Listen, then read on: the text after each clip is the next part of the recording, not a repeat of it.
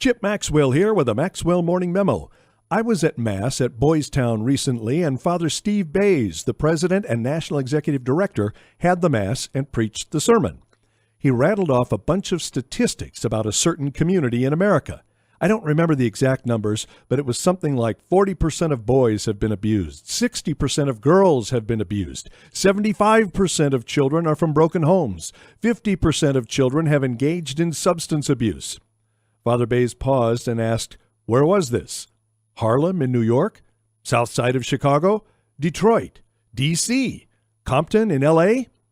The community facing all these challenges is Boys Town. There is darkness, Father Bays said, but at Christmas we celebrate light coming into the world and overcoming the darkness. He said, that's what we do at Boys Town. Father Bays said he used to go out to politicians and potential donors and say the array of challenges faced by children at Boys Town is like a bucket of snakes. He was having dinner one night at one of the homes for girls on campus and mentioned the bucket of snakes analogy. The girls jumped all over him. Bucket of snakes? It sounds like you're calling us a bucket of snakes. So they went to work on a new analogy.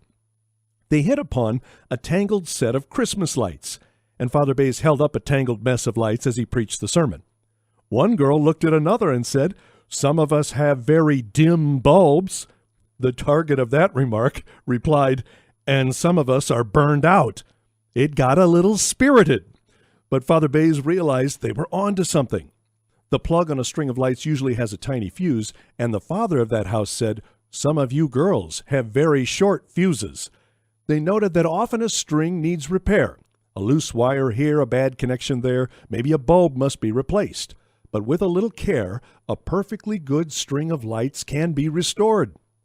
Father Bays said a girl who normally was very quiet spoke up and said, before coming to Boys Town, no one in her life had considered her worth the trouble of untangling her problems and helping her shine again. The mother of that house said that once a string is untangled and the lights are restored to healthy working order, they can shine as brightly as any other lights. As he delivered those words, Father Bays flipped a switch and turned on the lights he was holding in his hand, putting a dramatic finish on one of the best sermons I've ever heard. Boys Town is celebrating its centennial. Congratulations, Boys Town, on 100 years of helping struggling children untangle themselves, dispel the darkness in their lives, and make the world a brighter place. I'm Chip Maxwell for 94.5 FM, 1420 AM. The Answer.